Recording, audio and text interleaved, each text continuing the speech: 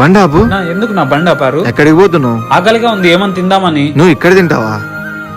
నీ వాళ్ళకం చూసుకున్నావా? నీకు ఇక్కడ సెట్ కాదులే, పోయి చిన్న హోటల్ చూసుకోపో. బాగా ఆకలిగా ఉంది, ఈ చుట్టుపక్కల ఏ హోటల్ లేవు. అయితే పోయి ఇంకో హోటల్ చూసుకోపో. చెప్పరా. రే, ఇక్కడ మీ నాన్నకి ఎవరో అవమానించి మాట్లాడుతున్నారా? వస్తున్నా. నాన్నా వచ్చి కారెక్కు.